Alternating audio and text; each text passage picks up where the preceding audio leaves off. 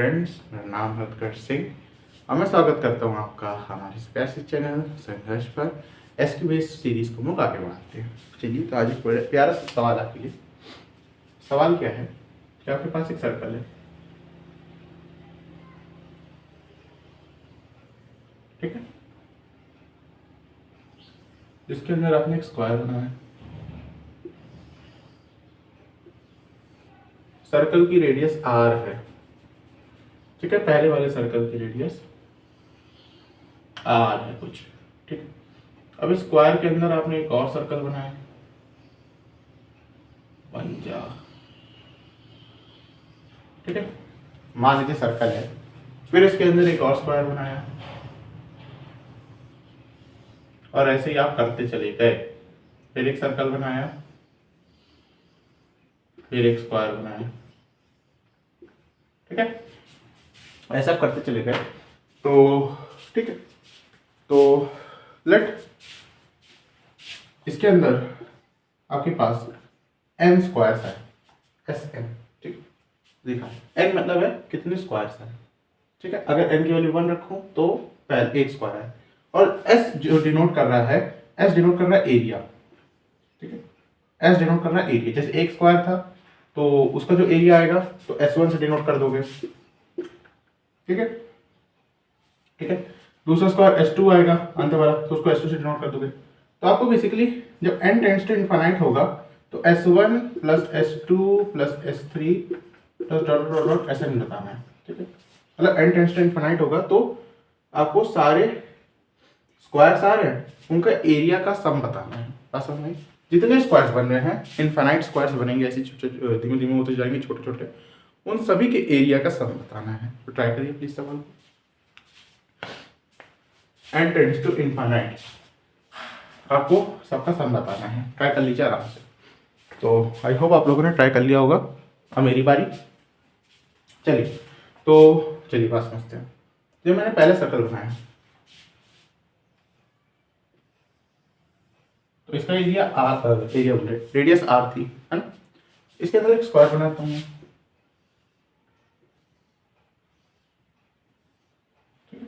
तो radius are हो गई ये वाली। इस स्क्वायर की साइड क्या बनेगी बता सकते हो आराम से, ज्योमेट्रिक इस्तेमाल करके तो हम लोग 9th से पढ़ते आ रहे हैं।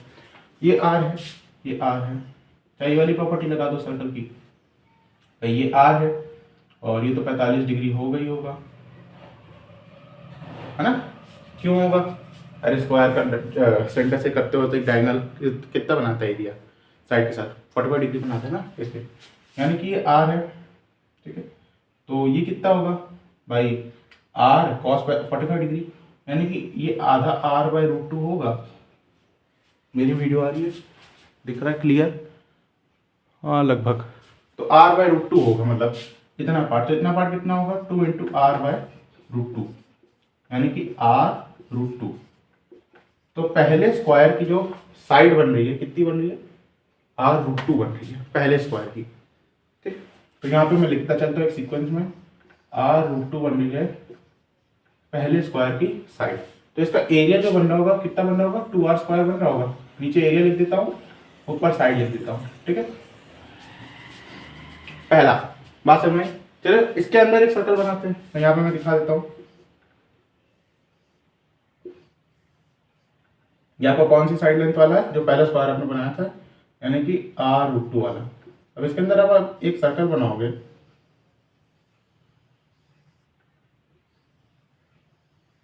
हाँ बन। अब देखो इस सर्कल का डायमीटर इस साइड के बराबर ही तो होगा, है ना। जितना ये चीज है उतना ये होगा। तो ये क्या होता है, डायमीटर होता है। यानी कि अब इस सर्कल की रेडियस आपको फिर से पता चल जाएगी। कैसे भाई, अगर इसका डायमीटर आर रूट 2 है तो इसकी रेडियस क्या होगी, इसकी रेडियस होगी आर रूट 2 अपॉन 2, इस सर्कल की रेडियस, है ना। अब इसके अंदर जो स्क्वायर बनाते हो, ध्यान से देखना, आराम से पी लेना। रेडियस आपको क्या दे रखी है, ये। फिर इसका 45 डिग्री cos 45 डिग्री वाले कंपोनेंट लोगे, तो इसका जब cos 45 डिग्री वाले कंपोनेंट लोगे तो इंटू 1/√2 कर दोगे, समझते चलना, है ना। जब इसका आप लोग cos 45 डिग्री वाले कंपोनेंट लोगे तो आपको ये मिलेगा, ये वाला पार्ट, फिर इसका दुगना कर दोगे तो आपको क्या मिल जाएगा, आपको दुगना कर दोगे तो इसकी साइड मिल जाएगी स्क्वायर की। तो साइड क्या आ रही है, देखो √2 से √2 कटा, 2 से 2 कटा, इसकी साइड आर आ रही है, तो एरिया क्या आएगा आर स्क्वायर। जो साइड होता है उसको स्क्वायर कर देते हो तो एरिया मिल जाता है। ठीक है, अब एक बात समझने की कोशिश करते हैं, एक और कर लेते हैं ताकि पैटर्न दिख जाए। 2 में नहीं, तीसरे में पैटर्न जरूर दिख जाएगा। तो थोड़ा मैं रब कर देता हूँ, यहाँ दिखाता हूँ, चलो कर दूँ। चलिए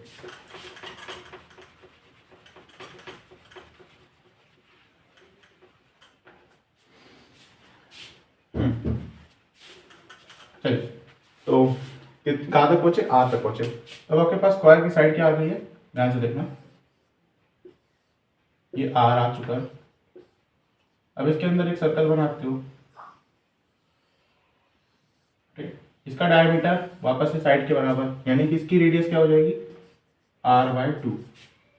अगर इसकी रेडियस r/2 हो जाएगी तो फिर स्क्वायर की ये वाला कंपोनेंट जो आप निकालोगे ये क्या होगा r/2 cos 45 degree. cos 45 degree क्या होता है 1/√2, और इसका दुगना कर दोगे ताकि आपको अब ये जो स्क्वायर बना है इसकी क्या मिल जाए, साइड मिल जाए।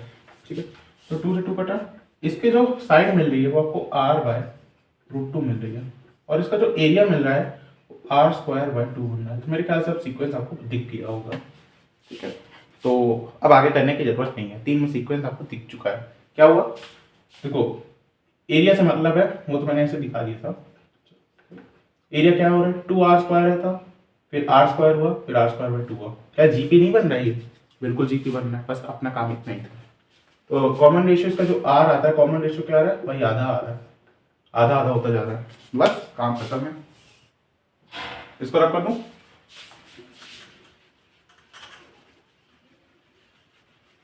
चलिए बस थोड़ा सा बचा है।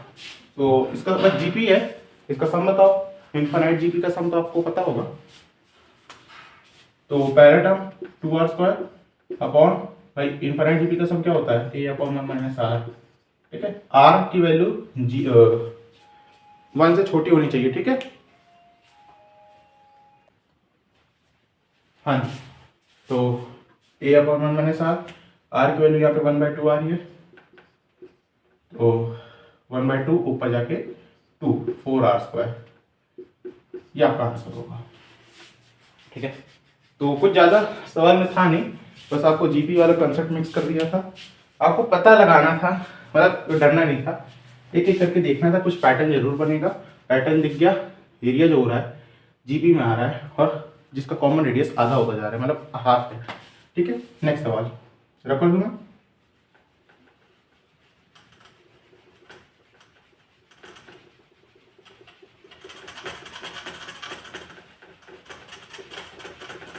चलिए नेक्स्ट सवाल, नेक्स्ट सवाल थोड़ा सा वेक्टर से मैंने नहीं किया। क्या है, जैसे आपके पास दे रखा है कि a vector plus b vector plus c vector आपको 0 दे रखा है। ठीक है, और ये दे रखा है कि इनमें से मतलब a वेक्टर जो है, b वेक्टर जो है, c वेक्टर जो है नॉन जीरो वेक्टर्स हैं, कोई जीरो नहीं है। अच्छा, A vector plus B vector plus C vector 0 दे रखा है, इनमें से कोई जीरो नहीं है। अच्छा, बताना क्या है आपको, बताना है कि अगर lambda A vector cross B vector plus C vector cross B vector plus A vector cross C vector ये 0 हो रहा है, तो लैम्डा की वैल्यू बतानी है। ट्राई करिए, मैं हट जाता हूँ। तो आई होप आप लोगों ने ट्राई कर लिया होगा। थोड़ा सोचिए सवाल क्या लगना चाहिए, डॉट प्रोडक्ट लगना चाहिए, वेक्टर ट्रिपल प्रोडक्ट लगना चाहिए, या वेक्टर क्रॉस प्रोडक्ट जैसे कहते हैं क्रॉस प्रोडक्ट लगना चाहिए, या हम लोग कुछ अपना दिमाग लगाए। चलिए कुछ अपना दिमाग लगाते हैं। सबसे पहले सवाल को देख के क्या क्या एनालाइज किया जा सकता है उसके बारे में सोचने की कोशिश करते हैं। मुझे बहुत ध्यान से सोच के बताइएगा, मैं जो पूछ रहा हूँ वैसे तो बता तो पाएंगे नहीं, मैं बताऊँगा, लेकिन तब भी खुद उसको बताइएगा कि A B C non zero vectors देने का कोई ना कोई मतलब जरूर होगा। क्या मतलब है, एक एक क्वेश्चन का एक एक वर्ड को हम लोग को पकड़ना चाहिए। तो चलो नॉन जीरो दे रखे, मतलब कुछ ना कुछ है, A vector plus B vector plus C vector 0 है। अच्छा, अगर ये नॉन जीरो है और ये तीनों मिलके जीरो हो रहे हैं, तो इससे क्या इन्फेरेंस निकल रहा है बस। अगर वो तीन नॉन जीरो हैं, ये तीन मिलके जीरो हो रहे हैं, तो इससे कुछ इन्फेरेंस कर पा रहे हैं हम लोग। क्या कर पा रहे हैं? इन्फेरेंस ये कर पा रहे हैं कि ऐसा तभी हो सकता है जब ये तीनों एक प्लेन में हो, यानी कि ये तीनों कैसे हों? कोप्लेनर हों। ये कैसे कह पा रहा हूं मैं? कैसे कह पा रहा हूं मैं? चलिए मान लीजिए कोप्लेनर नहीं है, मैं तो कह रहा हूं मान लीजिए नहीं है, इसको भूल जाइए। आप कोप्लेनर नहीं है मान लीजिए। आप मान लीजिए कि भैया ए वेक्टर कैसा दे रखा है आपको और बी वेक्टर कैसा दे रखा है आपको। ये भाई दो वेक्टर्स तो हमेशा कोई ना कोई प्लेन बनाते हैं। सी वेक्टर मान लीजिए इनके प्लेन में नहीं है। सी वेक्टर मान लीजिए कोई अलग प्लेन में, ऐसे प्लेन में, परपेंडिकुलर वाले प्लेन में, या कोई और प्लेन में, ऐसा प्लेन है, ऐसा प्लेन है, परपेंडिकुलर प्लेन है, कोई भी एक प्लेन है। तो मान लो इन दोनों का जो भी नेट आएगा, मान लो यहां से आ रहा है, या इन दोनों का अगर हम कैंसिल करना चाहें, मान लो ए वेक्टर ऐसे दे रखा है और बी वेक्टर बिल्कुल अपोजिट में दे रखा है, और मान लो ये दोनों कैंसिल हो भी रहे हैं, तो सी वेक्टर इनके प्लेन में तो नहीं है अभी जो मैंने माना उसके हिसाब से। अगर सी वेक्टर इनके प्लेन में नहीं है तो सी वेक्टर अलग प्लेन में होगा, ये दोनों तो कैंसिल हो जा रहे हैं। सी वेक्टर नॉन जीरो दे रखा है, तो इनका कभी भी जो प्रोडक्ट आएगा कभी जीरो हो सकता है क्या? नहीं हो सकता। आप करके देख लीजिए, जैसे इन दोनों का नेट यहाँ पे ये आ रहा है, सी वेक्टर का है ऐसे, क्या इन सी वेक्टर नॉन जीरो, ये दोनों नॉन जीरो, तो इन दोनों का नेट जिस डायरेक्शन के हिसाब से, तो ये भी नॉन जीरो, तो ये वाला वेक्टर प्लस ये वाला वेक्टर जीरो हो सकता है क्या? नहीं हो सकता। सीधी सी बात। जैसे मैंने इन दोनों को कैंसिल किया, ए वेक्टर इस तरफ है, बी वेक्टर इस तरफ है, सी वेक्टर इनके प्लेन में नहीं है, जैसा मैंने कहा सी वेक्टर इस प्लेन में है, इस प्लेन में है, इस प्लेन में है, सी वेक्टर तो बच रहा है, सी वेक्टर नॉन जीरो दे रखा है, ये जीरो कैसे हो रहा है? इसका मतलब कि तीनों कहीं ना कहीं एक प्लेन में आ रहे हैं। कैसे आ सकते हैं वो भी बात करेंगे। पहली बात समझें कि जीरो क्यों कोप्लेनर कैसे मैं बता पा रहा हूँ। जैसे फिर से समझाता हूँ, अगर समझ में ना आया हो एक बार और समझा दे रहा हूँ। मान लीजिए कि तीनों कोप्लेनर नहीं है, मैं तो कह रहा हूँ नाम मान लीजिए नहीं है, तो आप दो वेक्टर्स को कहीं से भी ड्रॉ कर लीजिए, अपनी मर्जी जैसे भी ड्रॉ करिए। आप चाहे इनको बिल्कुल अपोजिट कर दीजिए ताकि कट हो जाए, वेक्टर डायरेक्शन के मोहताज होते हैं। और मान लीजिए कोई एक एंगल बना रहे हो, एंगल बनाएंगे तो जीरो होंगे नहीं, इसलिए मैंने ये वाला केस पर्टिकुलर दिखा कि मान लो कोई ऐसा केस सोच ले, क्योंकि इसमें तो जीरो होंगे नहीं। ठीक है, इस केस में मान लीजिए कि दोनों जीरो हो भी रहे हैं क्योंकि मैग्नीट्यूड भी बराबर मान लीजिए। तीसरा वेक्टर इनके प्लेन में नहीं है, ऐसे है, इस प्लेन में है, इस प्लेन में है, तो आप जब इन तीनों को ऐड करोगे तो ये दोनों तो चले गए, ये दोनों तो चले गए, कैंसिल हो गए। सी वेक्टर है, क्या सी वेक्टर जीरो हो रहा है? नहीं, अपनी ऊपर कंडीशन है नॉन जीरो वेक्टर है, मतलब ये हमारा कॉन्ट्रडिक्ट कर रहा है कि सी वेक्टर एक दूसरे प्लेन में नहीं होगा, सी वेक्टर को इसी प्लेन में होना पड़ेगा, इसीलिए कोप्लेनर हम लोग कह पा रहे हैं। एक इंपॉर्टेंट कंडीशन है, आप समझे। चलिए आगे बढ़ते हैं। ये सब इन्फरेंसेस निकालना आपको आना चाहिए वेक्टर्स के फॉर्म में। अच्छा कोप्लेनर है तो मैं क्या क्या कर सकता था, वैसे तो मैं बता दे रहा हूँ, क्या पता काम हो ना हो, नहीं होगा क्योंकि हमको वैसे उसकी इंफॉर्मेशन नहीं दे रखी है। अगर कोप्लेनर होते तो स्केलर ट्रिपल प्रोडक्ट को लोग चुपचाप से जीरो कर देते हैं, ये बात तो जानते हो। फिलहाल अभी इसका काम नहीं है, बता दिया ट्रेडिशनल इंफॉर्मेशन। चलो मतलब ये तीनों एक प्लेन में कैसे होंगे बना लेते हैं, क्योंकि कोई मैग्नीट्यूड वाइज पे तो बात की नहीं गई है कि हम एक को बड़ा मान लें, हम अपने आप से किसी को भी बड़ा मान लेते हैं, किसी को भी छोटा मान लेते हैं। तो मान लो जैसे आपका ए वेक्टर ऐसे गया, बी वेक्टर कुछ ऐसे गया, इनका रिजल्टेंट जिस डायरेक्शन में आ रहा है ऐसे ए वेक्टर प्लस बी वेक्टर, उसके अपोजिट आप सी वेक्टर को मान लो। अब देखो इन तीनों का नेट देखो तो जीरो आ रहा है, जो कि हमारी कंडीशन को सेटिस्फाई कर रहा है, इसीलिए कोप्लेनर है। ठीक है, क्योंकि एक एक करके तो जीरो नहीं हो सकते। मान लीजिए अगर ये नॉन जीरो वाली कंडीशन नहीं दी होती, है ना, नॉन जीरो वाली कंडीशन नहीं दी होती, उस पर बात करते हैं, तो हमको क्या दिक्कत होती? ए वेक्टर बी वेक्टर, ए वेक्टर की डायरेक्शन बी वेक्टर की डायरेक्शन कट हो रहे मान लीजिए। सी वेक्टर अब दूसरे प्लेन में भी हो तो दिक्कत आ जाएगी, क्योंकि सी वेक्टर अगर हम लोग को नॉन जीरो ना दिया होता तो तब भी ये तीनों जीरो हो सकते थे, बाई चांस सी वेक्टर अगर जीरो हो जाता, वो दूसरे प्लेन में होता तो भी, है ना। इस बात के लिए हम लोगों ने नॉन जीरो वेक्टर पहले दे दिया, इसलिए इन्फरेंस निकला कि ये कोप्लेनर है। इससे हमने ये कहा कि कोई भी वेक्टर मान लेते, क्योंकि कोई दिया नहीं रखा तो अपने हिसाब से हम लोग कर देते हैं। ए वेक्टर इस डायरेक्शन में, बी वेक्टर इस डायरेक्शन में, इनका जो नेट आया उसी वेक्टर के बिल्कुल विपरीत, ताकि जो हमारा ये प्रोडक्ट क्या बोलते हैं सम आए जीरो आए। इतनी बात समझ में आनी चाहिए। अब आगे बढ़ते हैं, चलिए।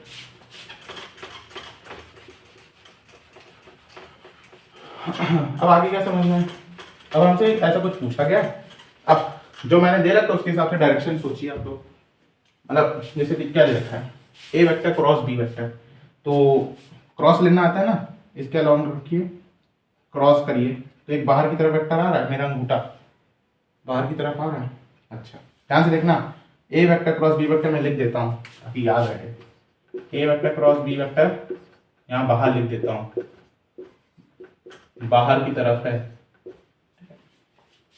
करके लिख लीजिएगा। अब देखो सी वेक्टर क्रॉस बी वेक्टर, करो सी वेक्टर क्रॉस बी वेक्टर, तो कैसे करोगे, ये रखोगे ऐसे, सी वेक्टर से बी वेक्टर की तरफ घुमाओगे, आता नहीं सब।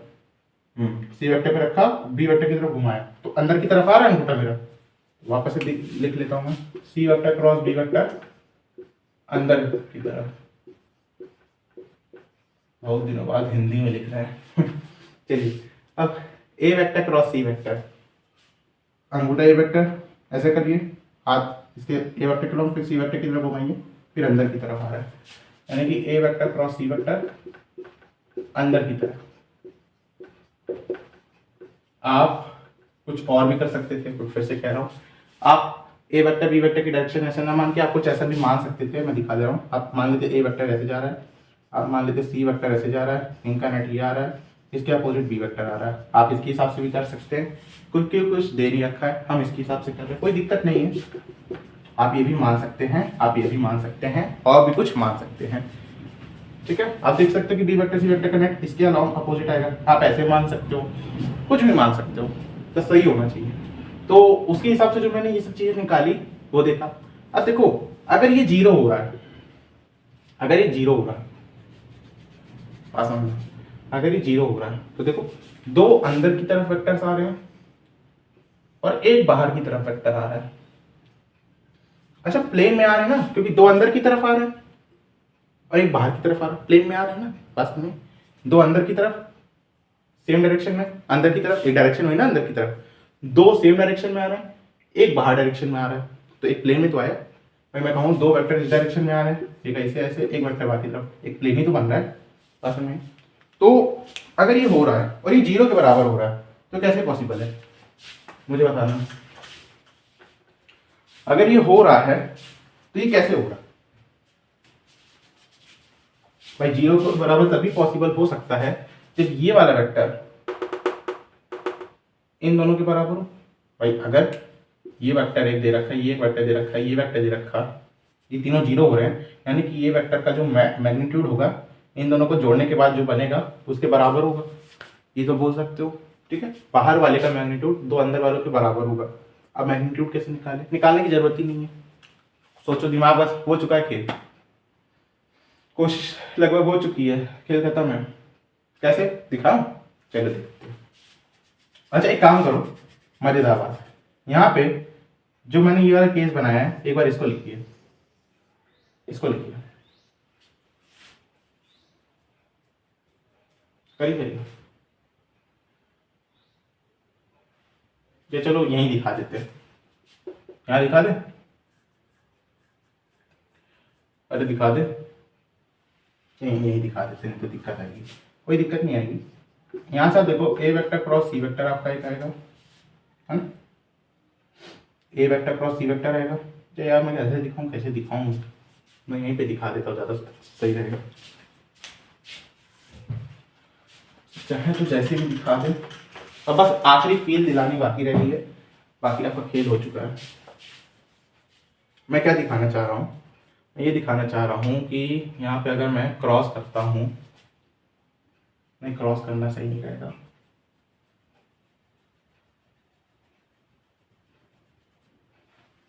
चलो ए वेक्टर क्रॉस सी वेक्टर, यहाँ पे करना ए वेक्टर क्रॉस सी वेक्टर, यहाँ पे करना सी वेक्टर क्रॉस बी वेक्टर,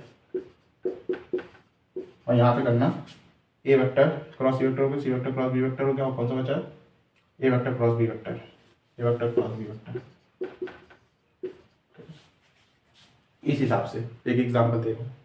अब बताओ अंदर की तरफ कौन आ रहा है, बाहर की तरफ कौन जा रहा है, तो मेरे ख्याल से ये दोनों बाहर की तरफ जा रहे हैं, सी वेक्टर क्रॉस बी वेक्टर, ए वेक्टर क्रॉस सी वेक्टर बाहर की तरफ जा रहा है, सी वेक्टर क्रॉस बी वेक्टर बाहर की तरफ जा रहा है, और ए वेक्टर क्रॉस बी वेक्टर अंदर की तरफ जा रहा है। बहुत बढ़िया। आप ऐसे भी तो मान सकते थे कि नहीं मान सकते थे, बहुत बढ़िया। तो ये लैम्डा दे रखा है, बहुत बढ़िया। अब मुझे एक चीज बताना बहुत सिंपल बेसिक तरीके से, अगर मैं इनका मैग्नीट्यूड निकाल तो नहीं सकता, वो तो मैं भी जानता हूँ, लेकिन किसी तरह कुछ करके बराबर कर दूं, क्योंकि बराबर ही हो सकते हैं, अभी प्रूफ कर दूंगा कैसे, तो मेरा लैम्डा निकल आएगा। कैसे दिखाता हूँ।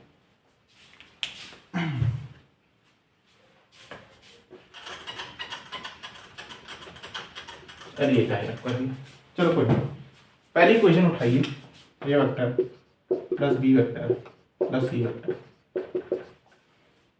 करो। अच्छा मुझे बताओ इस इक्वेशन में क्रॉस किससे कर दूं, क्रॉस सी वेक्टर कर दो जरा, A vector cross C vector plus B vector cross C vector, cross C vector zero हो जाएगा, ये जीरो। मुझे बताओ A vector cross C vector का मॉड जो आएगा वो उधर जाके यहाँ पे माइनस में आएगा, हाँ सी वेक्टर क्रॉस बी वेक्टर बनेगा, ये आएगा बिल्कुल। मॉड देखोगे बराबर आ रहा है, ये प्रूफ करना था। अब देखो ध्यान से सुनो, इन दोनों का मॉड बराबर आ रहा है, मॉड बराबर आ रहा है, और अगर चुपचाप ध्यान से देखोगे यही ए वेक्टर क्रॉस बी वेक्टर के बराबर भी आ रहा है, वहां पे आप क्रॉस बी वेक्टर करोगे तो आपको दिख जाएगा ये तीनों की मॉड बराबर आ रहे हैं इस इक्वेशन से, ठीक है, तीनों के मॉड बराबर आ रहे हैं। अब मुझे बताओ इसका मॉड एक कुछ आ रहा है, यहाँ पे देखना है सी, एक मॉड ये आ रहा है, एक वेक्टर ये आ रहा है, एक वेक्टर ये आ रहा है, तीनों के मॉड बराबर है।